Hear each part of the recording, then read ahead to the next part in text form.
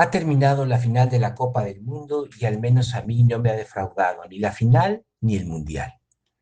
Un día antes habíamos visto un encuentro extraordinario por el tercer lugar. Inglaterra y Francia jugaron un partido de 10 goles, un 6-4 que por momentos parecía un partido de exhibición. Ahí los futbolistas salieron al campo liberados de buena parte del peso que acompaña las grandes eliminatorias. Se arriesgaron, jugaron sueltos, se permitieron disfrutar. Honraron literalmente la palabra juego. La final nos mostró la otra cara, no el fútbol liberado del peso del resultado, sino el fútbol aplastado por la conciencia de todo lo que estaba en disputa. El tercer lugar nos había mostrado el fútbol como juego, la final nos mostró el fútbol como prueba. Y ambos son fútbol. Lo es lo que vimos el sábado, pero también lo que vimos en la final. Y también este juego, es decir, el de la final, vino a recordarnos una característica muy particular de este deporte. La manera de jugar influye profundamente en el resultado. Siempre es más probable que gane el que juega mejor, pero no es garantía de nada. Un equipo puede dominar, tener la pelota, recuperarla rápidamente, puede producir 20 aproximaciones mientras el adversario apenas consigue una. Y aún así el marcador puede permanecer cerrado y el partido en el alambre. En otros deportes, una superioridad semejante probablemente se habría reflejado de una manera mucho más rotunda en el marcador. Es más, si fuera box, pues habría triunfo por decisión. En el fútbol las cosas no son así. La falta de gol mantiene abierta la posibilidad de la anomalía, de la excentricidad, incluso de la injusticia, y también la posibilidad de una disonancia cognitiva entre lo que sucede en el campo y lo que continúa diciendo el marcador. El equipo dominador puede empezar a preguntarse por qué su superioridad no encuentra una recompensa.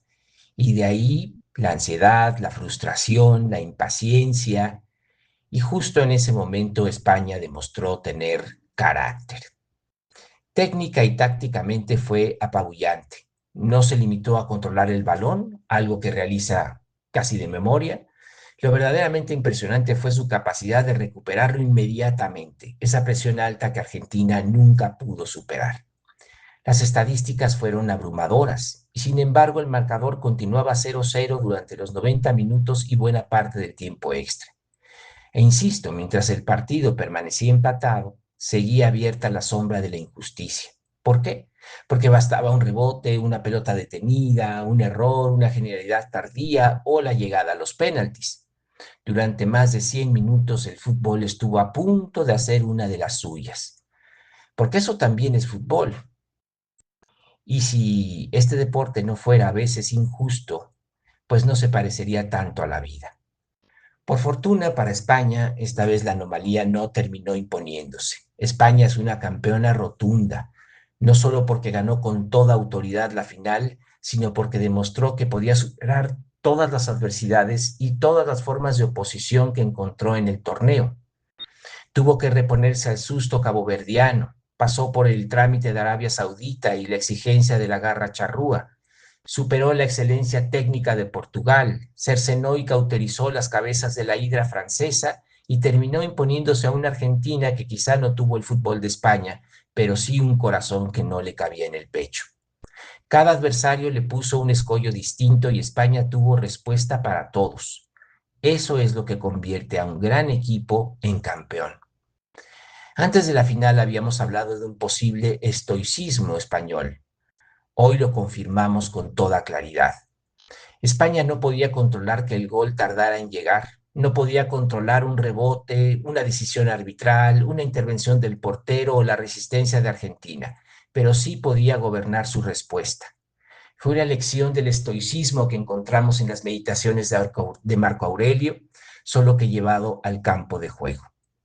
Este triunfo, con una forma reconocible, ha terminado de convertir a este fútbol en una escuela. Y ese puede ser uno de sus logros más importantes, porque algún día se dirá de otro equipo, juega como España. España se ha vuelto entonces modelo, arquetipo, paradigma. Podrá decirse esto incluso cuando la misma selección española, ojalá y no, termine ya no jugando como jugaba ella, como le han pasado a otras selecciones. Construir una forma reconocible, una escuela capaz de sobrevivir a sus propios jugadores y renovarse de una generación a otra, quizás sea todavía más difícil que ser campeón. Así como hoy hablamos del Jogo Bonito de Brasil, de la Naranja Mecánica de Holanda, de la épica Argentina y su talento emanado del potrero, se hablará del fútbol de posesión total de España. España no solamente ha ganado una Copa del Mundo, sino que lo ha hecho demostrando que la fidelidad a una forma de juego puede convertirse en una expresión del carácter. Argentina disputó una final coherente con el mundial que había realizado. Hizo un partido de sobrevivencia, de resistencia, de mucha entrega, de épica, pero la épica no siempre termina en triunfo. A veces la gesta consiste solamente en permanecer en pie. Argentina llegó probablemente al límite de sus fuerzas. Las condiciones físicas y el cansancio acumulado le impidieron competir de otra manera. Pero que no pudiera competir de otra manera no significa que dejara de competir. Lo hizo frente a un rival que la superó en todos los aspectos del juego y aún así consiguió mantener abierta la final.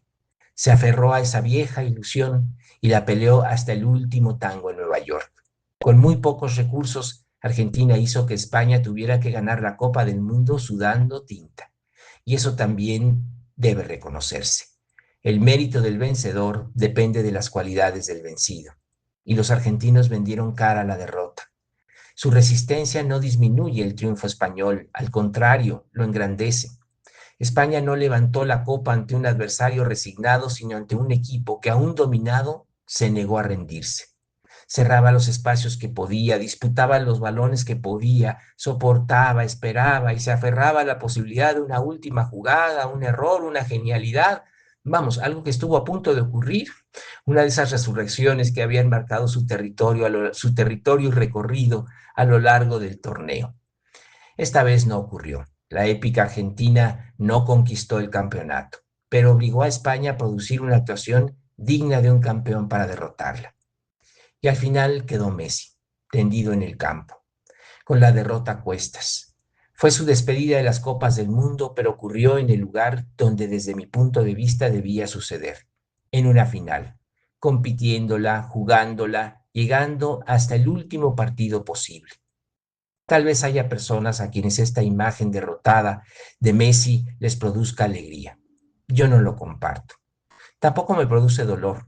Suscita en mí, eso sí, la necesidad de honrar a un futbolista que, como señaló Luis de la Fuente, ha sido un ejemplo y lo sigue siendo para los jóvenes, como lo han sido también Cristiano Ronaldo, Luka Modric y tantos otros jugadores en distintas selecciones que se nos fueron despidiendo a lo largo de este mundial y que nos dejarán un gran vacío.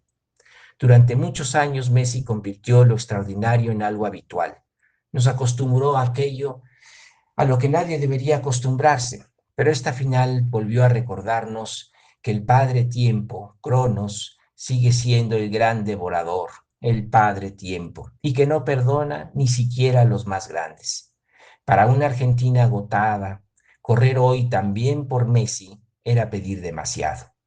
Él podía seguir conservando el talento capaz de decidir una jugada. Lo que ya no podía ofrecer era el despliegue físico que el encuentro exigía durante 120 minutos. Eso no disminuye su historia, ni su leyenda, ni su mito, la completa. El héroe alcanzó la prueba definitiva, pero esta vez encontró un límite. Y el límite no destruye al héroe, lo devuelve a la condición humana.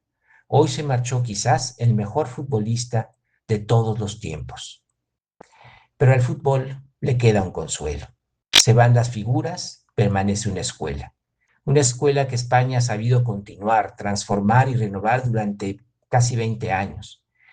Y aunque no sea una figura, ni vaya a vender camisetas con su nombre, ni falta que le hace, quiero terminar uniéndome a la alegría de España y quiero hacerlo desde la persona que ha conducido a esta selección para ser campeona del mundo. Y declaro aquí abiertamente mi enorme admiración por Luis de la Fuente, semejante en tantos aspectos a su propio mentor y a mi también admirado Vicente del Bosque.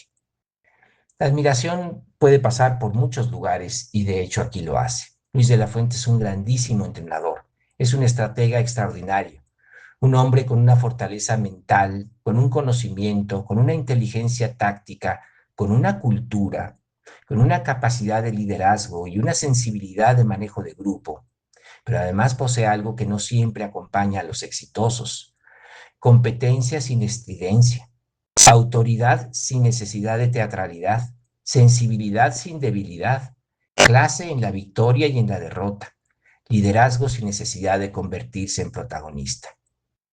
Si el entrenador, como dijo el célebre ensayista español Vicente Verdú, simboliza la figura paterna y la selección representa a una comunidad o a un grupo, España ha estado magníficamente encabezada por Luis de la Fuente. He vivido en España algún tiempo. He tenido la fortuna de encontrar allí una familia, amigos y relaciones diversas. Y cuando pienso en algunas de las mejores cualidades de España, encuentro muchas de ellas reflejadas en este hombre que conduce a la selección nacional. Me recuerda a otros españoles que he conocido y a los que admiro. En algunos aspectos me recuerda a mi suegro. Y si a mí me recuerda a algunas personas concretas, puedo imaginar a cuántos españoles y españolas les podrá recordar hoy a un padre, a un abuelo, a un tío, a un maestro. Esos gritos de euforia y esas lágrimas de victoria deben honrar hoy también a quienes desde su compostura y ejemplaridad nos permiten celebrar. En un mundo que premia con frecuencia la estridencia, la provocación y el ego, resulta reconfortante contemplar a alguien cuya autoridad procede de la competencia, la integridad y la clase. Sin demeritar en lo más mínimo el inmenso talento, esfuerzo y disciplina de los jugadores, es inevitable volver hoy la mirada hacia el hombre que consiguió reunirlos, orientarlos y convertirlos en este equipo ganador de época. Y no solamente porque ganó, sino porque lo hizo mostrando una manera de ganar. Ojalá la inteligencia, la sobriedad, la sensibilidad, el espíritu incluyente y el sentido de equipo que él y sus jugadores han construido pudieran permear también la vida social. Necesitamos, no solamente en España, sino en el mundo, más líderes así, íntegros. Ojalá volviéramos a conceder visibilidad a las personas que son cabales y ejemplares. Tendríamos otro mundo. Antes de la final habíamos imaginado el partido como una dialéctica entre el mitos y el logos. Argentina parecía llegar desde el mito, la emoción, el héroe, la pertenencia, la resurrección, el símbolo, la posibilidad de hacer de lo improbable una hazaña. España parecía llegar desde el logos, la forma, el orden, la inteligencia colectiva, la estructura, la posibilidad de comprender y organizar el juego. La final no creo que haya negado esa lectura, pero tal vez la completó y la complementó. Porque si Argentina necesitó una forma para sostener su épica a lo largo del torneo, España necesitó un sueño para mantener su forma durante más de 100 minutos y ganar la final. El Logos no venció por carecer de mitos, venció porque fue capaz de producir su propia épica. España no ganó como una máquina fría, ganó creyendo, resistiendo, insistiendo, sufriendo y siendo fiel a un ideal. Argentina no perdió porque su épica fuera falsa, perdió porque la épica por sí sola no siempre alcanza. Y el fútbol no necesitó que ganara Argentina para que tuviese una dimensión mítica reconocible, porque al final España convirtió su forma de jugar en una hazaña. España es campeona del mundo, campeona del fútbol y campeona de la épica de la forma. Hoy la hazaña correspondió a una forma de juego defendida con lealtad y con honor. El quijotismo del fútbol sigue andando. Y mi último editorial en casi 4 palabras. Esta selección no tiene un héroe, pero tiene un ideal. Muchas gracias y muchas felicidades.